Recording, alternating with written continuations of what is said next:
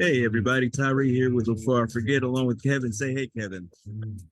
Hello, Kevin. And in today's episode of Before I Forget, we Your have audio just got wild. it's crazy. We have a special guest.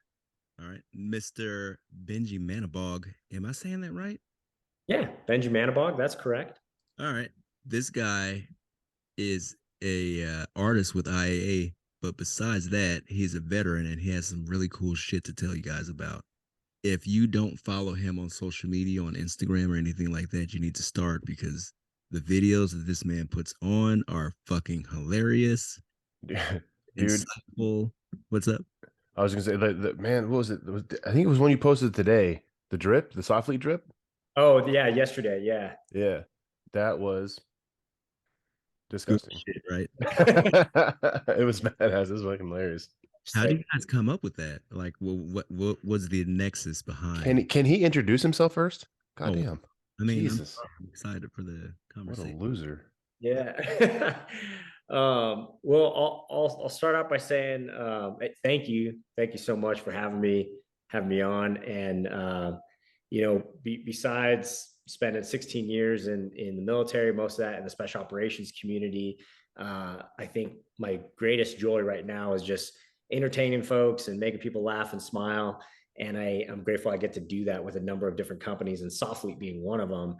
And so, and really, what that gets to do is it taps into my creativity, and so how we come up with our skits is just really just taking from some of our old experiences, and then sometimes just observing the world and taking it all in and saying, like, you know what, this is something that someone could relate to because maybe they've been through it before, or they've experienced something like that, and just trying to add like a little bit of twist here and there to make it funny. And so where that drip video came from is, if you've ever been under a bench press and you have that spotter that's super sweaty, that's something on your mind, whether you've been dripped on before or not. Like, you're thinking about it, especially if they're wearing short shorts or something. You can see it dripping down the shorts. You're like, oh man, I do not want to get this in my face, especially in my mouth. And so that's how we came up with that one. But most of our videos are all from real life experiences we've been through. Cool, man. Yeah, So I dig it. I'm I'm that sweaty guy. I am definitely that sweaty guy, man. I'm dripping all over people. I always feel bad too when I have to go spot somebody because I make sure like I wipe down all the sweat, like make sure it's off of me. You know what I'm saying? Before like, hang on, like, give me a second. Shit. Yeah. All right, so let's again Tarantino this thing a little bit. Do you have any family members in the military?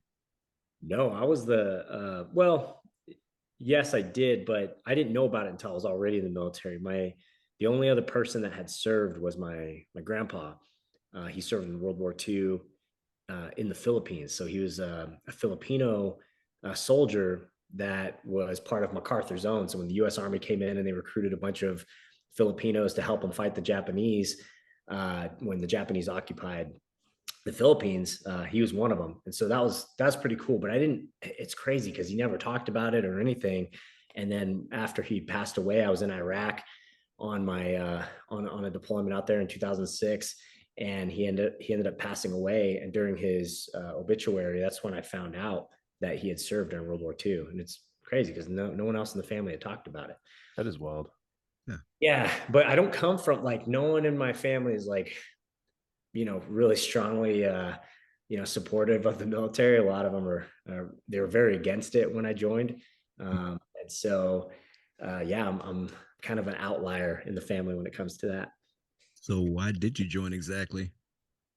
I grew up in Los Angeles County, and was a skateboarder kid, a punk rock kid, and came from an interesting background where it was a broken home, had drug addiction in my family, and subsequently I was living with a drug addict, and started doing meth and cocaine at a very young age.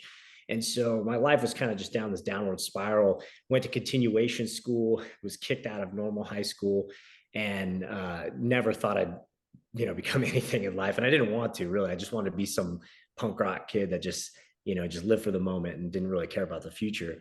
And it wasn't until some folks in my life, had either committed suicide or overdosed on drugs, and I could foresee myself when I turned 18. I was looking into the future bait on those people, because a lot of those guys were older.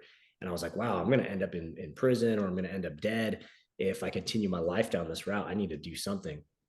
And I saw a Navy SEAL commercial on TV. Is the one with Godsmack, in the background. I'm not sure if you remember that one Yeah, I do. from Yeah. early 2000s. And I remember seeing that and being like, oh man, like I want to do something like that. Just get the hell out of LA and go do something like that. And I remember going down the recruiter, and I'm like this meth addict kid walking in there, 117 pounds. And they're like, ain't no way, buddy. Like, you ain't gonna do this. Like, get the hell out of here. So they basically just sent me out the door. I did so bad on that ASVAB too, that little ASVAB pre-test you take before you even, go to MEPS and take the real one. I like bombed it. And so as I'm walking out the door, the Marine recruiter sees me and he's like, what's up, man? Why are you looking so down? And I was like, oh, Navy recruiter. They said, they ain't going to take me. No one in the armed forces is going to take me. And the Marines are like, you know what? I think we'll take you. So they swooped me up, but it was good, man. That was when I finally found a mentor, a positive role model, and helped me graduate, got me in shape, got me off of drugs. And, 9 months later, I'm out the door at boot camp. So what year was this? This is 2004. And then 2005 is when I went to boot camp. All right. It's crazy. You were post 9/11 for sure. Post 9/11, baby. Yeah. Where were you when that happened? Man, I was in high school. I remember, well, it happened before I got to school. I remember showing up to my friend's house, my neighbor, his mom took us to school. And I remember showing up to his house, and they're watching the TV, and they're seeing, the one of the towers had gotten hit. And I was like, holy shit, like what the hell's going on? And we're not sure, like at that point, what had happened. And then I remember getting to school, and then all day, school, there was no schoolwork being done. Everyone just had the TVs on, and everyone was just watching the TV. And it didn't matter what class you went to. That's what was happening. And I remember just thinking like, holy crap, like we're about to go to war. Cause I'm thinking like there's going to be an invasion or something at home. But it's really interesting because even after that happened, because I was so indoctrinated or brainwashed rather into this punk rock culture that I was in, I was like so strongly against, going to the Middle East and everything else like that. Cause it was just like, blood for oil and all that stuff. And so early on too, I was like, I thought joining the military was the dumbest thing you could do back then. I was like, there ain't no way in hell I'd ever serve my country. You're just cannon fodder for the system and all this stuff. So it's really interesting just how much had changed in a few short years. I mean, and change for the better too, because I mean, you seem like you're doing pretty well, right? And you joined the Marine Corps, and you went on to become a Raider. Yeah, went on, became a Marine Raider, and it was really weird because I went from thinking, or being told really that you'll never amount to anything in life, because honestly, if I take a really hard look at myself back then, they were absolutely right. I was never going to amount to anything based off that track. But I went from having that mindset to, from allowing my situations to dictate my future to saying, you know what, let me take control. Let me take some self accountability. Let me become something. And if I do something the right way, good things will happen. And when I saw that what I could become after my recruiter, got me cleaned up off drugs and everything else, I went from being 117 pounds to 150 pounds. So I gained this weight. And then, obviously after boot camp training, everything else like that, I was just becoming stronger and faster and just more capable mentally too. And so, and never in a million years would I'd ever think that this kid that was going to continuation school would ever one day get a master's degree, right? Especially from USC. And so it just changed my entire mindset on my belief in what I could do for myself. So I was like, I'm going to be a special operator. I'm going to fucking do it. And so I went out there and made it happen. Dude, that is a long climb, and like it's actually really incredible, and that's part of like one of the like what am I trying to say? That's the kind of story that we like to have on the show, because I mean I think a lot of people in the military can kind of relate to rough beginnings or rough upbringing, not like the ideal life, and then they join the military to kind of escape that, and then they see like they're presented with all these options, like holy shit, like I can actually accomplish some things.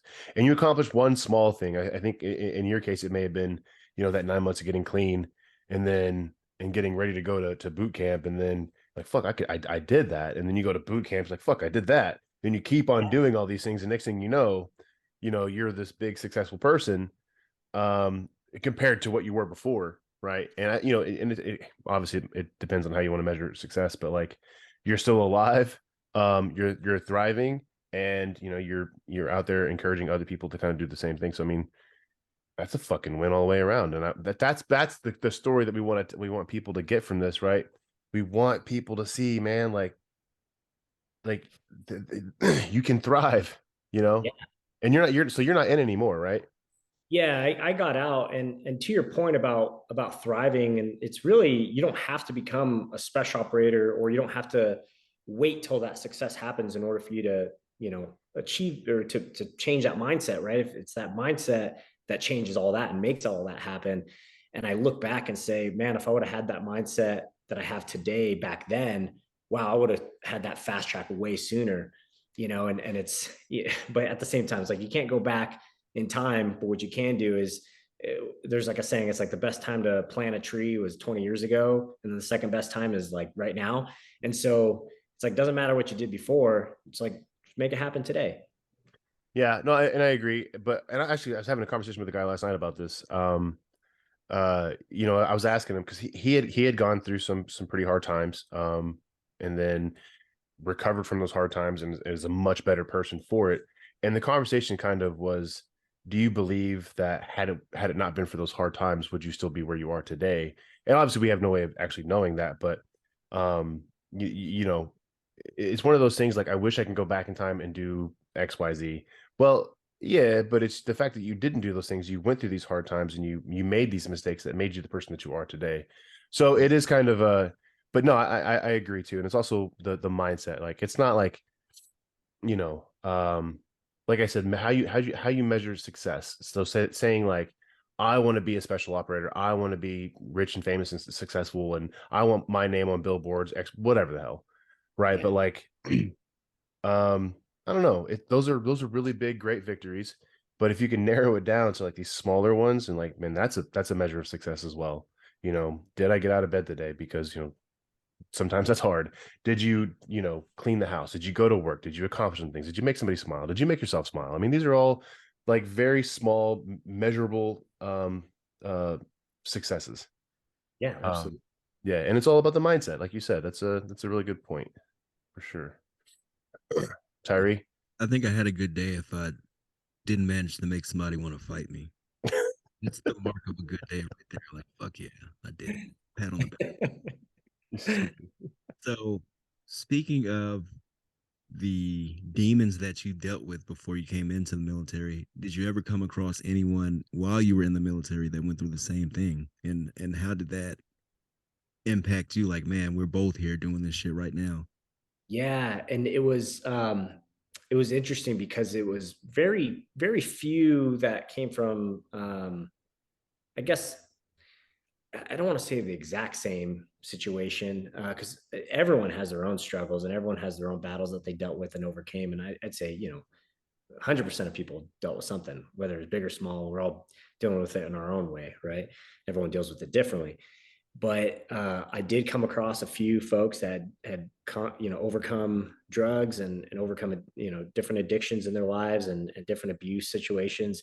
And I think we clinged onto each other a lot tighter. And what was really interesting is I didn't find many of those people before the special operations community. I actually found a lot of them in the special operations community, and it was really, it's funny, but it's also fucked up.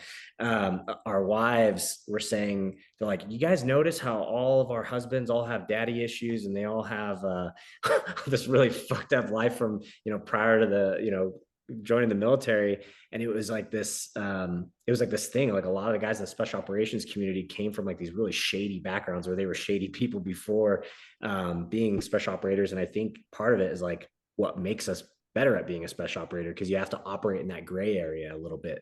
And so I'd say there was a good number of folks in my team that came from, they weren't like the good old boy club or the people that were just college or not even college, like high school football team or anything like that. They were like the degenerate misfits that were getting in trouble and smoking cigarettes and doing drugs in the bathroom at school. Like it was like those kids, and then they later on became special operators. So it's really interesting when people see in the movies and they think of like what a special operator is, and then you actually show like who's on the team, like, and where they came from. It's very different than what they portray a lot of the times in movies and things like that. So when you actually became a part of the unit or whatever you were part of, and you saw that, were you like, man, this is not anything like I thought it was supposed to be? Like these motherfuckers are not as strict as I thought they were. This is a trip. Like, man, I can't believe it's like this. I can't believe I'm a part of this. Yeah, in a way, yes, but in another way, it's like where the professionalism comes from is the adaptability and the ability to turn things on and off like that. I mean, guys go from, making dick jokes and things like that, and then immediately, like 2 seconds later, they're briefing the ambassador, in a country on what we're going to do that's going to have strategic effects, negative, positive or negative implications for years to come. And then they leave that room, and we're right there back, going to, smoking and joking about some crap that I probably shouldn't ever say. But and that's what's so cool about that community, is just there is this level of professionalism when it needs to happen, and then there's like this level of debauchery like on the other side of that, and there's a time and place. And I think the biggest difference between what I saw in the special operations community than when I first joined was when the time and place, right? Because I think there's this idea of what, if you've been in the military, you see the guys that are in the special operations community, they got long hair and their hands in their pockets, and they're kind of, like that. But our unit, they made a real big point to saying, like, don't ever do anything to skyline yourself. Don't give them a reason to hate you. Make yourself untouchable to where you could outshoot them, outrun them, outdo everything. And when it comes to the professional side for Marine Corps standards, you could check that box too, to where they can't even touch you. And so that's where I want it to be. I want to be able to adapt to both situations. I wish. Sorry, go ahead. I'm sorry. Oh, no. I was saying I saw that community. It was awesome. Yeah, I wish the conventional forces would understand the time and a place, right?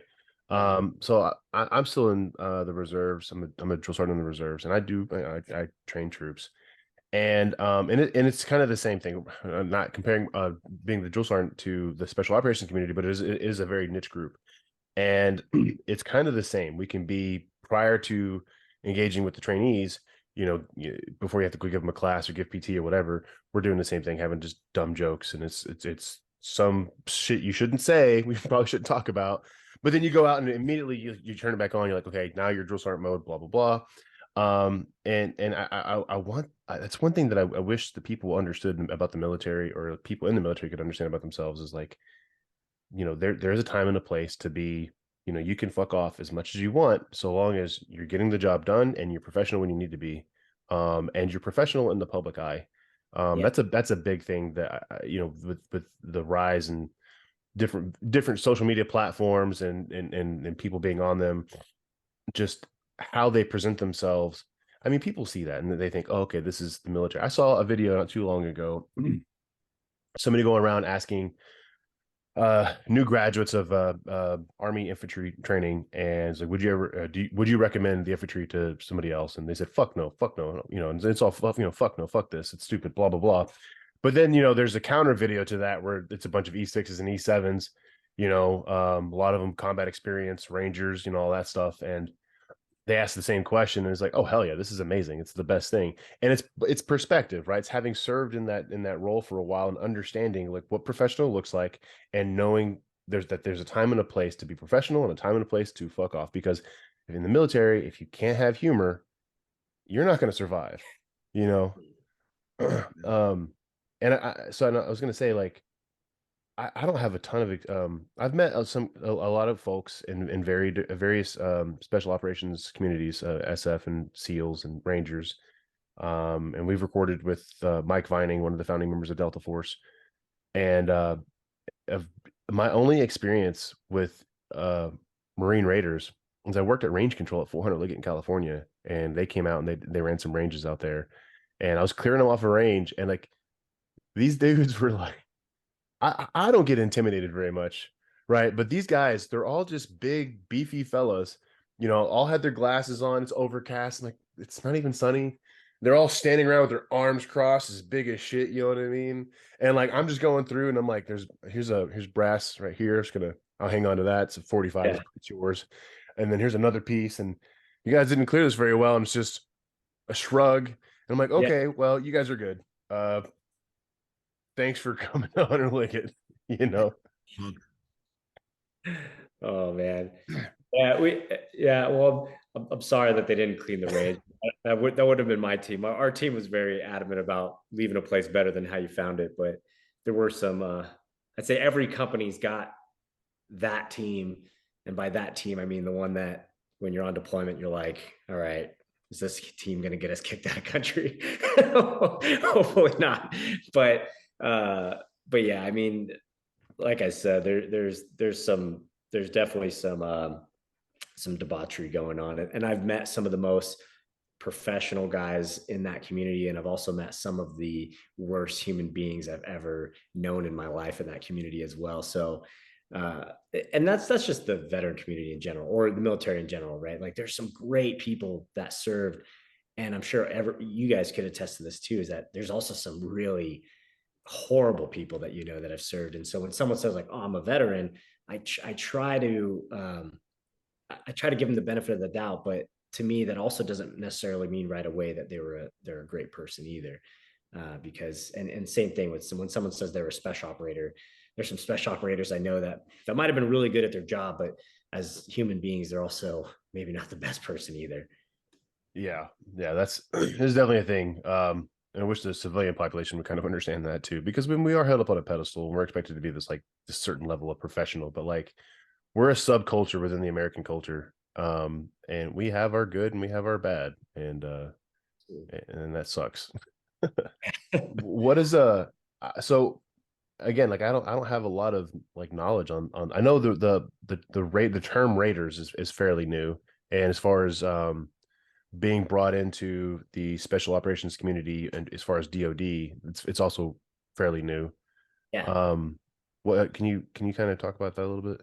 Yeah, so the term raider, or us getting titled raiders, that came about officially in 2014, I believe, is when it happened. I could be wrong on that timeline, but because prior to that we were just going by, we were MARSOC, and we were like unofficially calling ourselves raiders, right? And where we got the term raiders from was from our World War II lineage. So the World War II Raiders, back in 1942, when they stood up 1st and 2nd Raider Battalion, and then there was also 3rd and 4th Raider Battalion after that. They stood those battalions up because they needed a force that was going to be able to go behind enemy lines and conduct, raids, right, on the Japanese. And so Evans Carlson, who was the 2nd Marine Raider Battalion commander at that time, he's the one that took a lot of the stuff the Chinese were doing during the Boxer Rebellion, and he took a lot of those small unit tactics and adopted them to what the Marine Corps knows today as like the fire teams and all those small unit tactics that we use today in the Marine Corps. That came from Evans Carlson observing the Chinese and then adopting it to the Marine Raiders. Same thing, that's where we get the term gung ho from as well. Gung meaning work and ho meaning to work together. So the term gung ho means work together. And it's really interesting because he got accused of being a communist and all that stuff, and taking like working together and being, every single person has a small piece of that component and everyone matters, right? He wanted his team to work cohesively and have that that leadership to where he doesn't have to wait. You don't have to wait for the general to tell you what to do, right? It's decentralized. And that's what special operations is all about, right? You don't have to wait for your commander to say something. Everyone is assessed, selected, has critical thinking skills, has ability to make decisions on the go. And that's what small unit tactics is all about. And so it's really interesting because the Marine Corps kind of like brushes a lot of that off, or doesn't, give credit to the Raiders to that, more so publicly. But MARSOC, MARSOC stood up in 2006, kind of out of our like against our will, against the Marine Corps' wishes, Donald Rumsfeld in 2004 said, "Hey, Marine Corps, you will be part of the Special Operations Command." Because when it originally stood up in 1987, the Marine Corps was like, "No, we're already special. We're Marines. We don't need to be part of some special thing." So their ignorance kind of got them out of a lot of funding and a lot of missions and a lot of things that they could have been doing. And then Donald Rumsfeld in 2004 said, "No, Marine Corps, you will be part of it." So they stood up Det 1, which later became MARSOC in 2006. Dude, that's really neat, actually. I didn't know any of that stuff. Again, because I didn't know a lot, and it's actually really interesting because I feel like the Marine Raiders are pretty much the only group within the special operations community that kind of come from somewhere else. I mean, I know somewhere outside of I mean, I guess Delta is based off of SAS. But so that's just, I don't know, that's really neat. Actually, I didn't know that about gung ho either. I just thought it was a thing that people said. Yeah, and the Marine Corps, we're actually the only branch, or MARSOC's the only component of SOCOM that doesn't allow you to come from the street. So you can't be like an 18-year-old and say, "Hey, I want to go to MARSOC." You have to have served at least an enlistment and then go into MARSOC. And so what I think that does is it produces a more mature product, right? And I think that's where you get a lot of that the ability to turn it on and off when you want to. You get that professionalism a little bit more, is because you're a lot more mature. Like I'm definitely way more mature when I went to MARSOC than I was when I was 18, and my decision making ability and judgment were a lot different between those first 4 years. And so yeah, we definitely have a very mature force, and I like the way they do that, and I hope they continue to do it that way. Yeah, I agree with that completely. So the Army started doing this 18 X-ray program years ago, where you can join and come in to be a special operator from Special Forces. And I've never really agreed with it because I mean you miss out on, like you said, that growth, that professionalism, that experience, especially in the last 20 years. You take an 11 Bravo who's served one contract, maybe as a deployment to Iraq or Afghanistan. They've got that experience. They know how to do things. They might be an E5 by now. So they've led troops. They've learned the different weapon systems within their platoon or whatever, and then they go try out, and they have an idea of how to walk in a wedge and how to work as a team. And so when they go through selection, it definitely shows.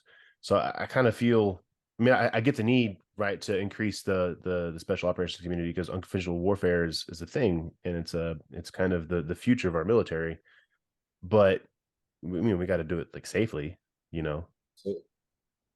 But yeah, so I guess that also explains like why you don't hear a lot about like, actually I was thinking about that as you're talking about like the history of the Raiders. You don't hear anything about what the Raiders do, right? You can look at all these big operations in the last, let's just say, the 20 years. That a mission was ran by the SEALs for sure, because they're going to write a book about it. Um, when the Rangers do some stuff because the news talks about it. When SF does some stuff because you hear about it, but you don't really hear a lot about what the Raiders are doing. And is that because they're so new, or is that just because y'all really stick to that concept of being the silent professional? I think there's a number of different factors, and one of them is being so new. Another one is because of it is very frowned upon in our community to boast about it, because no one wants to be the I don't want to out too many SEALs, because not every SEAL is like this, but unfortunately they have gotten that reputation of, we make those jokes like, hey, when you get your Trident, you also get your book deal like on the spot too. Yeah. And so, but at the same time, I think a big part of it is the Marine Corps doesn't promote MARSOC like how the other branches promote their special operations group. And I think it's because there's still a little bit of the animosity, with there being a special group within elite component, right? And I put elite like this because there are things I truly believe about the Marine Corps that I love, and I do believe Marines are special in certain ways, but I'm also brainwashed to that. But nevertheless, I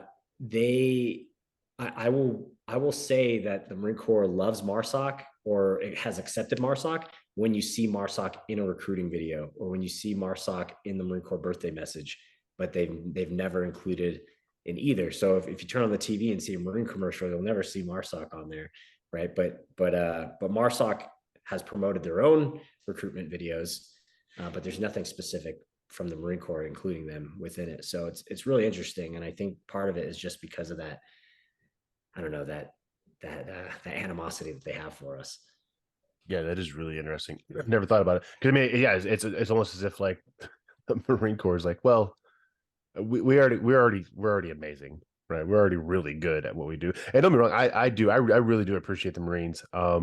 We used to talk shit, you know, as branches do, we talk shit.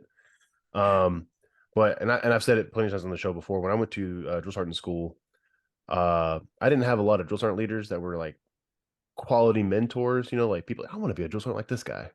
So instead, I watched a bunch of Marine drill instructor videos on YouTube, and dude, man, that shit got me fired up. And I was like, I should have joined the fucking Marine Corps. These guys are amazing. Like the way they do drill and ceremony. I mean, it's just a whole thing. And we've recorded with a drill instructor, Kat Karamitros, and just again, she actually kind of talks kind of how you do, like very to the point, very professional, very good at explaining things. Is like it's maybe we're all wrong, and you're not all crayon eaters, and that you guys actually are pretty amazing at what you do. You know, um, I do think it's neat though that the Marine Raiders are not like in the public eye like that, Yeah. because that keeps it special. That keeps it, you know, I can't think of the word. Mysterious. Yeah, basically. Speaking of mysterious, what is the training or the entry program to get into that? I mean, we know selection for Army and all that kind of shit for, you know, SF, but what is the entry level deal for you guys? Yeah, so we have to go through a very similar selection process as the Special Forces selection. And in fact, the Special Forces helped us uh, create our own selection process. So we used kind of their model, and even with the follow-on course, you know, they do the Q course. We do what's called ITC, which is individual training course. And both our selection and individual training course are modeled very similarly to the Army Special Forces. And so we owe them a lot of credit to helping us build that up. But what it looks like is we do 3 weeks of what's called ASPOC, which is Assessment and Selection Preparatory Orientation course, right? And so what that does is it brings in a good number of folks that meet the minimum requirements on paper. They go through 3 weeks of, you know, kind of just physical training and learning the ropes. And those guys get weeded out over time. And then a select group from there get to pass on to the actual selection. And then from there, that's another 21 days of selection process, very similar to Special Forces ANS. They're doing individual work, a lot of land nav, and then a lot of team building type of stuff, and then psychological evaluations to ensure that this guy's well-rounded, right? He meets physical requirements, he meets the intelligence and decision-making ability requirements. And from there, once you get selected, you get an ITC date, which is individual training course date. And that course is 9 months long. And it's really funny because in a lot of our minds, when you get selected, you're thinking, oh, okay, the hard part's over. Now I just get to learn about how to be a Raider. Boy, yeah, I was wrong as hell, right? Individual training course, it's like every single day I was there, I was so stressed because I'm thinking like, today's the day where they're going to drop me because I'm going to do something. Like I've never in my life ND'd on a range. I've never had a negligent discharge. But when I was there, I thought like at any moment, I'm like, my gun's going to go off and I'm going to get dropped, or I'm going to do something stupid and I'm going to get dropped. And it's just like, you're just constantly just this weight because there's so much on the line when you're there that you just think like you're just going to screw up. And so you're just trying extra hard to stay focused and to stay mentally tough and ready. But it's broken into multiple phases. I think it's broken into 5 phases now. It used to be broken into 4, which was like a small unit tactics phase, and you did an amphib phase, your shooting and CQC phase, and then the last phase, it was unconventional warfare. And I think they added a few other things in it now. It's changed a lot since I went through. I was class 9 for ITC, and I'm not sure what class they're on now. Oh, wow. But yeah, but so when I went through, language school wasn't required. We'd get out, we do our 9 months of learning all the full spectrum of how to be a special operator, from small unit tactics and raids to close quarters combat to unconventional warfare. And now guys are getting out of that, and then they're learning a language skill. right? And then after language skill, they're going through their pipeline of, jump school, dive school, free fall school, all that stuff. Vice, when I went through, it was you go through ITC and then you go to a team. And then if there's slots to go to those other schools, those insert platform schools, then you might have an opportunity to go. But if not, well, you might get it on the next cycle. But at that time, like dive wasn't a requirement, and neither was free fall, because most people weren't free falling into Afghanistan, or they definitely weren't diving in. So they really wanted to send people to schools that were going to benefit them on deployment. That makes the most sense too. So the Army opened up the jungle warfare school a couple years ago, and at first I was like, we're fighting in a desert and the mountains. How does that help? But when Tyree and I, before we deployed to Iraq in 04, we were in Germany and we were out in the woods in Grafenwehr and Hohenfels training for the Cold War. We're fighting bimps and we're, out in the woods and doing tree training, right? And I was like, how is this going to help us? We're going to the desert. But it does, right? Because any kind of training is some kind of training, and it helps with your sharpness and all of that stuff, and just keeping your head on a swivel and your awareness and everything. So Yeah. but yeah, that is kind of it's so the Marine Raiders kind of keep it, or as you were saying, kind of at the time, like they kind of keep it specific to what the mission is. Is there a Yeah. lot of, does it feel like, and I know they're fairly new, but like, does it feel like that there were times in the Raiders where you feel like you're training for the past? Because that's kind of how it felt for us in the conventional force. Yeah, not necessarily. I'd say the only time that I felt like, man, we should be more focused on unconventional warfare, it was when we were scaling out of Afghanistan. And I thankfully was able to get into a position within the team. And it took me, several years, because they want more mature guys on the team to be part of the sensitive activities route. But once I got into that position, I felt more relevant. And what I mean by relevant is that, you could train all day in small unit tactics and in CQC skills and things like that, which every operator should be, 100% sharp on at all times, because you never know when something kinetic is going to happen. But at the same time, they should also be able to adapt to new environments and the new way of how warfighting is being fought right now. And a lot of that is in unconventional ways, and using other unconventional means to use other assets we have available to us. And a lot of those assets come from different intel assets, and from using human sources, and using your partner nation forces and things like that.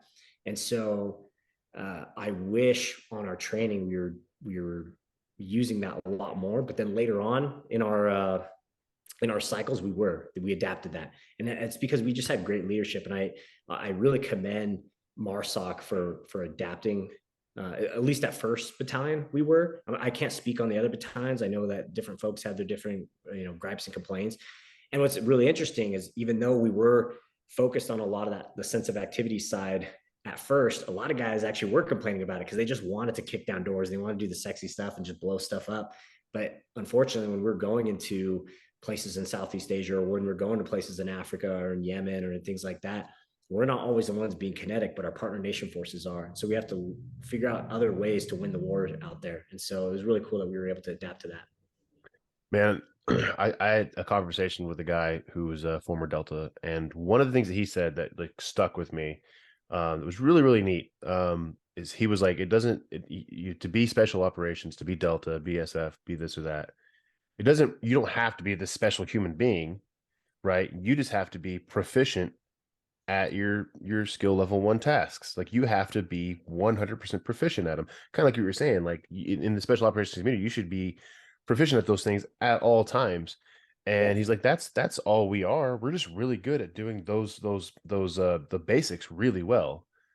And I was just kind of floored by that, right? It was kind of like a mind-blowing thing. And he was like, well, sometimes because he's like, I said, I told him, I was like, well, it's mind blowing, but it's also kind of obvious, right? And he's like, well, sometimes the obvious is mind blowing. And I was like, well, Yeah, I guess so. But It's true. It's brilliance in the basics. And when we teach classes, sometimes we'll have, conventional force show up with us to help us during our final company exercise called Raven, right before we go on deployment. And so, when we tell these guys, like, there's no curving bullets, there's no like special knee sliding in, even though in active valor they do that, is pretty sick. But there's none of these special techniques or anything like that that just like you're like, oh, that's a soft technique right there.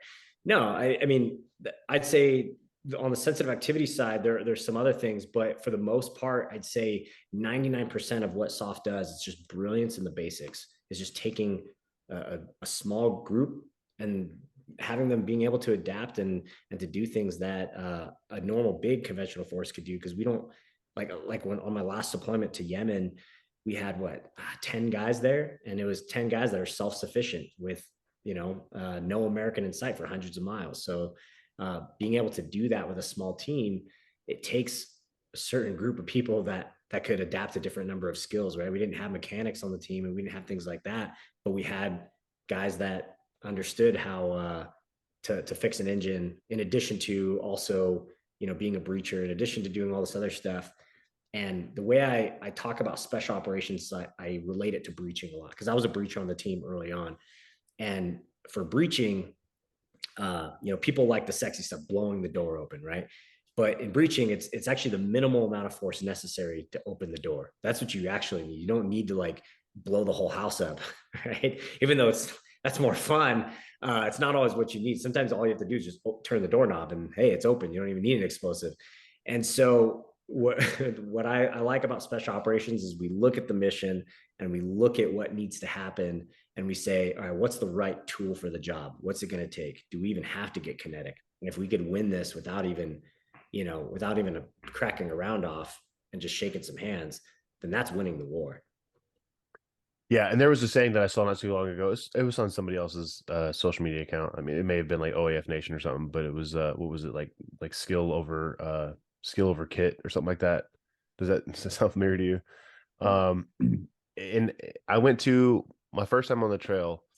We had to go through a week long like training course with some like 3 former Delta guys, and we're like, oh man, we're gonna learn all that same stuff you were just talking about, like the sliding knee thing and this and that, and they were having, so we had what we have M16A4s, and we're like, okay, so we're gonna get some like badass like Delta slings and this and that, and they're like, no, so take your parade sling with the 2 little things on the end, Yeah. and some 550 cord and some tape, and you're gonna make a sling out of that. And we're like, come on, man, this isn't cool at all, dude. Yeah. But like, and that's exactly what it is. Like, you don't need to spend $60 on this one thing just to make yourself look fucking tactical, right? Like this, like the sling and duct tape thing will work just fine. And you know what? It did. It worked great. And so like I kind of have that up on my AR. And when I go to the range, I get looks, like, dude, that's Yeah. dumb. It's like, is it? Because it Yeah. works, Yeah. you know? But that's the thing, though. Yeah, you gotta practice these basics and worry about like what your kit looks like later on. You Yeah. know. We have this saying at because I do some contracting for that company called Defense Strategies Group. It was started by Michael Dowd. He's a former Navy SEAL, and we'll teach a number of different classes, combat pistol classes, small unit tactics, and things like that. But it's really interesting because it's typically the guys that show up with the most Gucci gear that have the worst shooting or the worst tactics when they're there. And it never fails. It's always like, hey, they're coming up with like this full kit, it's all Gucci and looks nice, but then they go to perform and you're like, man, you suck. And it's the guy that shows up and his shit's all duct taped together, and we're like, all right, this guy's probably going to shoot pretty well. Yeah. But I mean, like Hollywood helps us out, like in the recruiting videos and social media, because we see that shit on social media, man. Like, oh shit, like they're wearing Solomons. I'm gonna get me some Solomons. You know what I mean? Yeah.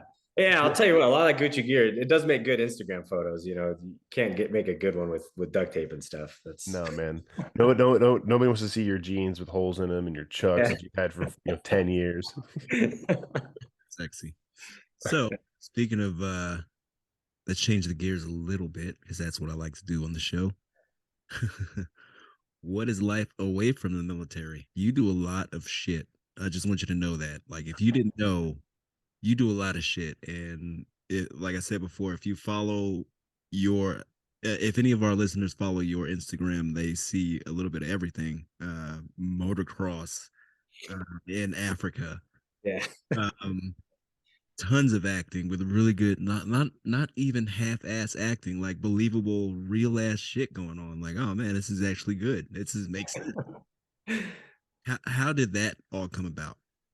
Yeah. So when I was getting out, what's really cool about the opportunities that we have, and this is, it's actually something it's been on my mind for a couple of years now, about the transition that conventional forces get when they get out of the military, right? A lot of conventional guys that get out of the military, and it's like what, like 5 days of classes where it's just like it's a check in the box for the military. They say, all right, let's teach these guys how to write a resume. Let's teach these guys, just how to translate their skills a little bit. And then they're like, all right, no, get your ass out the door. But for us, we have an opportunity to go through a program called the Honor Foundation, and it's 16 weeks long. And 16 weeks is a lot different than 5 days, right? And we get this opportunity to really the phase one of it is called the U phase, and you learn all this knowledge about yourself and who you are and what your why is and what's your purpose beyond the military. And I'll tell you, it's like, you know, if you guys could relate to this, and I'm sure so many veterans that could relate to this, when you get out, you're like in this weird self-discovery mode where you're just like, what the hell is beyond the military? Because for a lot of us, like what we did in the military, it was like it provided purpose and meaning and the sense of belonging, and you just felt like, wow, I'm actually doing something with my life. And then you get out and you're like, you potentially may work at some job that's not as fulfilling. You say like, oh man, like I used to do this, and you don't ever. I never wanted to feel like that high school football quarterback that was like, that almost won state, and then I'm still wearing my Letterman and I'm at the bar and I'm talking about it, right? I didn't want to be that guy. I wanted to like, I was like, you know what? I was a special operator. Those aren't the golden years. I have so much more beyond that, right? And so what this program did for me was it made me go through this process, and it's a lot like therapy where you dig deep into your past and you dig deep into your military career, and you kind of find the things that like drove you and where you got a lot of your purpose from. And what I found was that my biggest purpose is I love entertaining. I love making people laugh and smile and feel inspired, but I also love just helping people overcome challenges. Because when I was younger, when I was talking about overcoming drugs and addiction, there's nothing that brings me greater joy than when I was a leader in the military and helping people overcome their challenges and their battles. And I love doing that in a way where I was trying to boost morale on the team when we were in shitty situations on deployment, or when we were in crappy situation in training where everyone was complaining. I always tried to lighten the mood by entertaining them, making people smile, making people feel welcomed and comfortable. And for me, I was like, that's my why. My why is to illuminate the hearts of others so they may rise above barriers. And so that's what I wanted to do when I got out. I was like, that's what's going to give me meaning and purpose when I got out. And so when people see all the stuff that I do, people ask my kids, like, what does your dad do for work? And they're like, I don't know. And they're like, he just he just has fun. And for me, it's like, that's what I wanted to pursue. I wanted to just get out there and um, do a whole lot of things without ever having to just like pinpoint and say, I'm going to work a 9 to 5 job, because I didn't want to do that. I couldn't see myself behind a desk. So thankfully I started my own business in skateboarding. I loved skateboarding growing up. I was a skater punk rock kid, but I used my skateboard company as a way to attract other veterans, teach them about skateboarding, how to rise above their barriers using skateboarding, creating new communities. I help with a nonprofit called 6 Feet Above that brings veterans together under skateboarding, and we do 3-day retreats, all expenses paid for them. We have different sponsors that help sponsor those retreats, so we fly veterans from all over the country, and we pay for their flights, all the other logistical needs. We pay for their housing, pay for all their food during that time. We link up with pro skaters, and we just show them a really badass time. And we teach them cognitive behavior therapy skills, dialectical behavior therapy skills, and just different ways to cope with the stuff that they're dealing with, whether it's post-traumatic stress or depression or anxiety. And we use skateboarding as the means to like bring them all together, right? That's that common thread, that common interest they have. And so that's another thing I do. And then with Freshline, that's the motocross thing in Africa. because I was a special operator and because I was contracting with Defense Strategies Group, they said, hey, we want to bring one of the special operators out there and ride with our clients out there in Africa and in other places. I'm going to Mongolia next month. And they want guys to teach them survival skills and how to do mission planning and things like that. And so I go out there and do that. And then, you know, through my company, Thrash-n-Raidn, I know this is long-winded, but through my company, Thrash-n-Raidn, in order to market myself, I was like, well, you know what? I want to start making silly videos because it's what I love to do. And so I started doing that and people started loving it. And so I got linked up with a good friend of mine named Chris Sandanya with Later Skater Productions. And we started making videos together. Now we do videos for Softly. We've done, now we're doing work with Mac Belts. We've done stuff for Echelon, for Dr. Squatch Soap. We've done a whole bunch of different stuff and we're hoping to bring on more clients just to do some advertising for them. Okay, so 1 second ago, you were like, a lot of people worry about what they're going to do when they get out. And then you just rattle off casually, I'm going to go to Mongolia. Like, that's fucking awesome, dude. Like, the fact that it's all veteran operated and powered is fucking incredible, man. Like, really, there's really no other way to say it. Our community, we take care of our own. Oh, absolutely. And it's a beautiful thing. Like, everything you're doing, man, is awesome. I want to fucking commend you for all that. I know Kevin's probably over there like fuck, shaking his head like, what the fuck are we doing over here, man? We gotta get our shit going, baby. I want to go to Mongolia and fucking the thing I found, and this is something like all this didn't just like happen overnight. It was definitely, you know, it took some time. I got out a couple years ago, you know, and I'd say during that time that what the slow roll was this company, the skateboarding company. It was like a whole year of just me doing that and grinding it out and spending my own money, spending 30 grand of my own money, and then another 30 grand, like just trying to build this thing and trying to market myself and making it happen. And, you know, going in debt and sleepless nights and crying in the garage and trying to figure out like, oh crap, like, is this company actually going to happen? But the thing that kept me going was, just other veteran entrepreneurs that were out there and they were like, dude, it is tough, but these are the rewards about it. And you just don't quit and just keep grinding and keep going. And what that did for me was it just gave me that motivation. Like, you know what? Eventually, it's just like when you're in SEER school or just like when you're in any other school, ITC, and you're going through something tough, or when you're on deployment, you're like, this isn't going to last forever. There's going to be a light at the end of the tunnel. And I just need to keep going and keep pushing. This ruck that's on my back, I'm not going to have to wear it for eternity. Eventually, I'm going to be able to take this thing off and it's going to be worth it in the end. And so I looked at that and was like, I've been through some hardship before. I could put my head down, I could grind, and it's going to be hard. I don't know when it's going to end, but it's going to end some point. And I'm going to be so glad that I kept going. And so when it came to it, I'd say a lot of the opportunities, I'll never forget. This guy said, when you go to meet and network with people, don't ask like, what can these people do for me? Always think of a serving way, like, what can I do for them? And he's like, if you're constantly looking at ways to serve other people, then all these opportunities open up. And so that's how a lot of these opportunities came about. Well, yeah, that's really neat, and I'm with Tyree. Like, that is, you're doing a great thing for the veteran community, and you know, there's a ton of people out there that are doing great things for the veteran community, and it's typically veterans, which is cool, right? Because like Tyree said, you know, we tend to stick together, right? Veterans help veterans.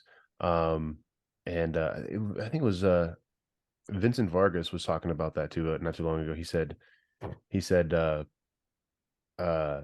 know, the more his platform can grow, like the more people he can reach. So it's not for him, right? Yeah. It's not for him. Like, Rocco is fine living his life, right? Like, but it's not for him. The larger the platform, the more people you can reach, the more people you can help. Yeah. That's what you're doing. He's actually the reason why we're all connected, because he connected with you guys. Oh, no shit. Yeah, he's an amazing guy. Mm-hmm. Yeah, I went to drill sergeant school with him. Oh, awesome. Yeah. So yeah. Benjie's one of the people that Rocco referred over to IAA. So okay. Hopefully, you know, after that whole thing goes, or however it happens, you know, that'll still be a positive thing. Because, but yeah, no, and that's not a ship for everyone, really. Shout out for graduating today too. Oh yeah, he graduated today. That's pretty neat. On top of the billion other things he's doing. Mhm. But and that's one thing that Tyree are wanting to do. Tyree and I are wanting to do with this show. Like we want to, we kind of came down to at first we started doing it to kind of digitize the legacy of the guys we deployed with and get our stories, told. Because we're not special operators, right? And nobody's writing books about the basic mechanized infantry guy in 2004 in Iraq. Um, but we wanted to say, hey, like we have a story to tell as well, and people listened and people seemed to like it. We got some feedback, and people were like, I didn't know we could even talk about this stuff. It really helps. Yeah. Tyree's sister has even heard our show being played at a VA, completely unrelated to us or her. So completely random. And then it kind of morphed into the same concept is like, well, how can we help? We don't have a ton of money, but we have the internet and we have this platform that we've already created with the podcast. Yeah. And so we're trying to grow it as much as we can to kind of do the same thing. We want to look more into expanding and doing other things as well. But it's kind of like you said, it's slow at first, and then once it really picks up, man, that ball gets going, and that's what we're looking for. Yeah, absolutely. And it's just, I have a good buddy of mine. His name's Angel Cortez. He was a former Army Ranger. And he would always tell me, this is a couple years ago when I first started TNR and when we got connected. He runs a company called OG Pumpkin. And he sponsors, UFC fighters and a bunch of different other folks. And I remember he kept saying, he's like, big things are coming, like good things are coming, like, and he would say that. I'm like, yeah, I guess, like it's just trying to motivate me, right? And I'm like, okay. And then we found ourselves looking at each other when we were at certain events, or we'd do something amazing, or we'd be on, or we'd meet somebody because of what we were doing, and he'd look at me and be like, "Told you, man, bigger things are coming." And then it just kept happening, and it kept happening, and we're just like, "Holy crap!" And it's absolutely true. You just what you think about, you bring about. And I don't necessarily mean like you have to like chant it into the universe or something, but what I mean by it is like if you're constantly thinking positively, like you're going to be more grateful, and then you're going to just attract that attention, right? And if you're thinking negatively, you're going to attract that negativity into your life. And so yeah, for the veterans listening, for just that are struggling with transition, yeah, just keep that positive mindset. And there's folks out there, myself included, and Angel included, they're always willing to share our experiences, because it's because of guys that went before us, helping me, is how I got to where I am. So like a good almost like an unofficial mentorship. Yeah. I mean, or even I know mentoring people is a thing, right? But like it's what I feel like what it comes down to is like you get hooked up with this person, and this person is doing these things, and you're like, dang man, like I want to be able to do this something similar, and they just Yeah. kind of help guide you along. That's really neat, and I'm really glad to see that. Like the more we do this show, the more we see we meet veterans who are doing this stuff, and we're helping the veteran community kind of become successful after the transition, because that is a hard part. When I remember when I left active duty back in 05, um, I for that year was in a very shitty state. I mean, it was like 90 days after our deployment to Iraq, and then bam, right there, civilian. So no military support. No, they even asked. I remember they asked at the oh, Terry, what was that called when we got back from Iraq? We had to go to see all those people for like a week. Reintegration. Yeah, reintegration. They said we had to talk to a social worker, and she was like, "Hey, do you have PTSD?" And I was like, "I don't even know what that is." She's like, "Well, if you don't know what it is, you probably don't have it." Yeah, Yeah. Start but head in your pocket. Oh man. PTSD, where did I drop it? yeah, and she said, but if you do have it, all symptoms should subside within 8 weeks. I was like, "Oh, okay, cool, no big deal." You know Yeah. what I mean? And so then I'm back home in Arkansas, and like I'm trying to like do college, and I'm trying to live this life, and I was just fucking lost in the sauce, man. There was nothing then, right, to like uh to help us kind of thrive, because like you said, whenever you exit the military, it's a week-long thing, and you can sometimes even waive that. You'd be like, I don't need that. I don't need to learn how to write a resume. I'm just gonna go back home and work in a fucking factory or some shit. you Yeah. know. My uncle. Yeah. Yeah, yeah. No, I know a guy back home. He's got a logging thing. It's a he'll Yeah. hire me. $10 an hour. Yeah. But if we want to thrive, if we want other veterans to thrive, this is how we do it. Like, and man, I see it all the time. Social media or in real life, where you see these veterans who are just not doing good, and it's sad because they have the skills, right? They've gone through the military where they learned the concept of hard work and benefiting from your work, Yeah. and like you said, putting your head down and just keep charging forward to the end. It's it's possible. You just have to find the thing that you're passionate about and Yeah. make that your life. Yeah, and I agree. And sometimes, and I don't want to give people the wrong impression to say that you just have to, like, if you have this dream of doing something and it's not working out, then just keep your head down and keep grinding at it, that it's all going to happen at one point. It might not, because that might not be the thing for you, or it might not be the thing that's like you're calling, and you're just trying to force something to happen. And it's like the definition of insanity, right? You do the same thing over and over again expecting a different result, and people get discouraged. And I found that in a lot of things that I was doing, to include skateboarding, right? And there were some things that I was doing with the company that I said, oh no, I just got to keep going, I got to keep doing it this way, and I kept keep doing it this way, and I didn't want to pivot, and I didn't want to like move on to a different direction. And it was like I had to swallow pride and say, you know what, actually, let me reevaluate, let me look at this and say, you know what, I could keep going, but I can keep going in this direction now, right? I could still keep moving, I keep pressing forward and keep working hard at something that has meaning and purpose, but it doesn't necessarily have to be this right now, because it might not be the right timing. Just like when I first, and I'll give a story about me failing real quick. Before I went to MARSOC, I actually failed a water survival school. And this is back when I was helping a force reconnaissance team in a supporting role before I went to MARSOC. And they were like, oh, you got to go, because you're part of the boat team, you have to go to this water survival course. And I went there, and I actually quit the second day because it was so hard. And then I remember thinking, like, holy crap, I just quit this because it was way too hard, and I just wasn't ready for it, and all this and that. And I was like, well, how am I ever going to go to MARSOC? How am I ever going to complete that training? Because it's way harder than what that was. And I could have been discouraged, been like, well, I failed that course, it's never going to happen. But that just wasn't the right timing for me. I definitely wasn't ready, and I wasn't ready up here either. And I got myself ready, and then I made it happen. So when do you know, like, at what point do you think to yourself, okay, maybe I need to reevaluate? Um, because I can see, like, okay, I want this to be a thing. I'm going to push it to be a thing, and then, like, is it X amount of tries, or do you have like a process that you kind of go through to kind of identify like when it's time to reevaluate? Yeah, well, actually, the reevaluation is honestly continuous. If anyone out there is an entrepreneur, and it doesn't matter if you're early on or if you've been doing it for a while, like, like, you're gonna hit a lot of roadblocks, and not even just entrepreneurship. This is just for anything you want to try that's new and scary, and you're taking a leap of faith into something. Um, it's a hard process to get into something. And when you start trying something, it's like every day, or whenever we'd complete a mission, we would debrief immediately after that mission. So you try something, and then you got to debrief it right there on the spot while it's fresh. And then after a month of doing that, you reevaluate how that month went, and that quarter went, and all that stuff. Like, just like in business, they evaluate every quarter.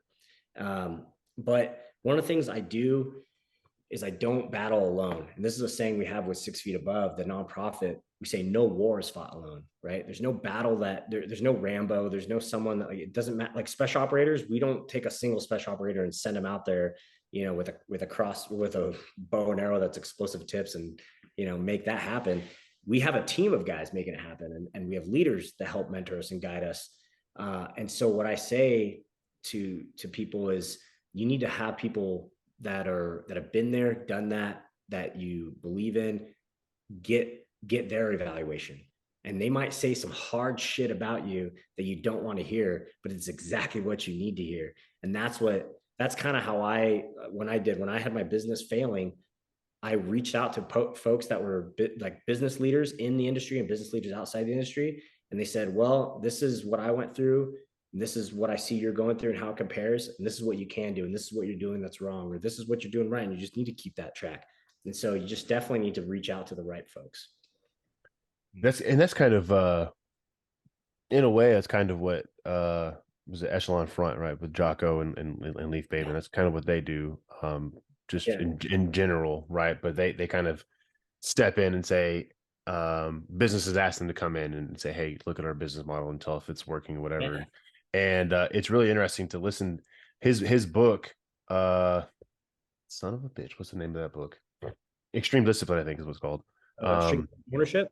Yes, Extreme Ownership. Yeah. I can't believe I forgot that. He's gonna punch me in the face. He doesn't know me, but if he did, he'd punch me in the face. But you know, it's really interesting to listen to him compare these military stories, combat stories, to what these businesses are doing and how they're failing and then how they turned it around and succeeded. And it really goes to show, like, okay, and I had the same thought when I left active duty. He's like, well, what does my experience in Iraq as an infantryman have to do with me being a civilian trying to get this job as a entry level manager at Walmart? Yeah. Well, it has a lot to do. Like, he's just got to find the ways to correlate it, and that's what he does in that book. Is he talks about, like, okay, so this is an example of not taking ownership for something in the SEAL teams, and this is how we applied that lesson learned to this corporation who has nothing to do with the military. Yeah. So there is correlation. It's just a matter of trying to figure it out, and it's a really good book. And I can't believe I forgot the name of it. I feel bad. But one thing I'll say is there's a lot of people out there that are willing to help you, veteran and non-veteran. And I'll say, if you just reach, I think that's the biggest thing. People are afraid to reach out because they're like, I'm going to get rejected, or they're going to say no, or they're just going to leave me on red, or whatever else. And I will say, Instagram isn't always the way to reach out to people. Like, don't just DM someone and expect, like, oh, this guy never got back to me, because sometimes people's DMs are flooded, and that's maybe not the right way. But I have found a lot of success when I was transitioning out, that I would look up, like, when I was trying to figure out what industry I wanted or what I want to do, I would type in that job description, and I'd go to people and I'd see what people have that job. And then I would reach out to them there and say, hey, would you mind doing a cup of coffee with me if they're local? Or would you mind doing a virtual meeting with me? And I just want to learn more about what you do.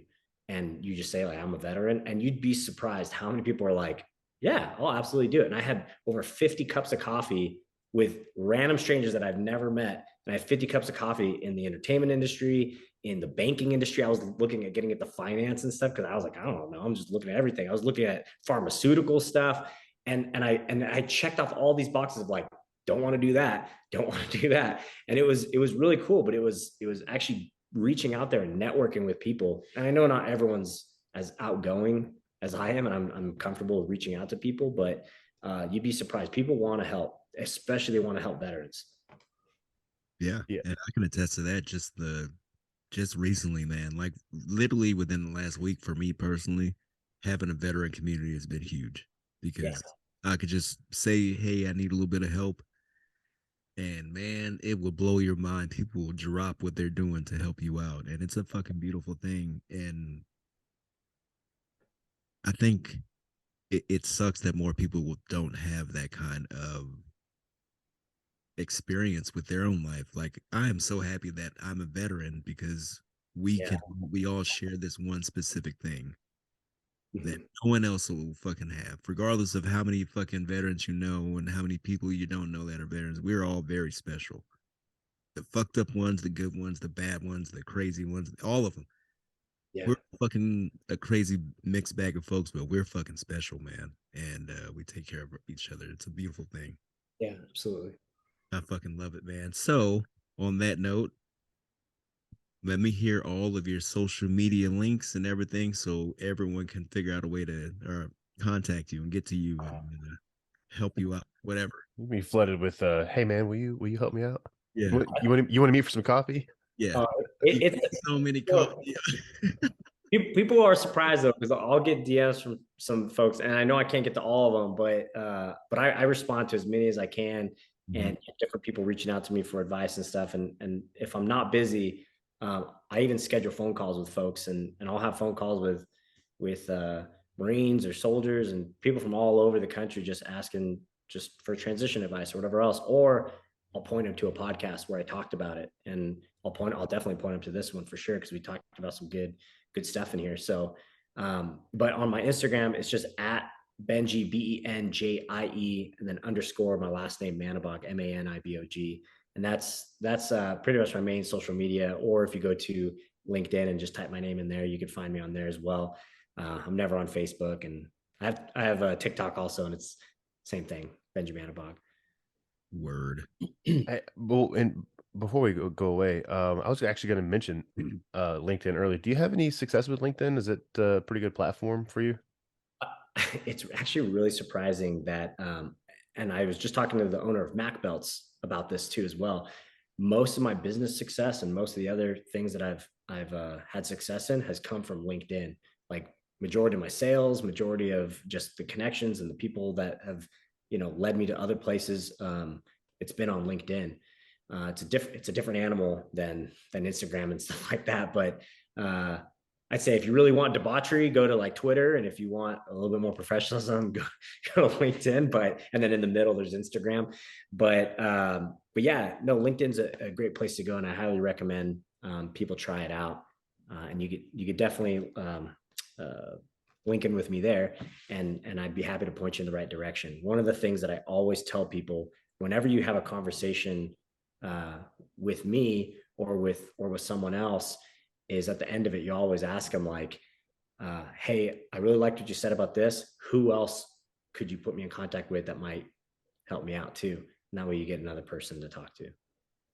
Yes, that's neat. Yeah, I have one, and I don't use it. I mean, I use Instagram, and I have Facebook just to scroll mindlessly, which I feel like I need to stop doing, especially after this conversation. But because it's not helping me. You know what I mean? And actually, that was part of the conversation I had with my friend last night too. Is that he was on this he's well down the path of recovery now. He's doing amazing today. But that was one thing that in his journey to become where he is now, or to get to where he is now, he's like, I play less video games. I'm on social media less. I'm more in the moment with my family. I'm more driven to do the things that I want to do. And I'm like, fuck, man, like these are all things that we're addicted to, right? There's like, quick serotonin dumps, and like, and that was kind of I was like, man, like as he's telling me, I'm like, I do that too. I need to stop doing those things because yeah, like it's not helping at all. Yeah. I mean, it's a trap, man. It's a trap. I'll get on the Instagram account to post something for the podcast or on my personal, and the next thing you know, 30 minutes later, I'm just sitting here just scrolling. Yeah. Yeah. We'll break it. We'll break it at some point. We'll get away from that. We just gotta fucking keep doing these shows, man. So hey, everybody. Thank you for listening to Before I Forget. Thank you, Benjie, for coming on the show.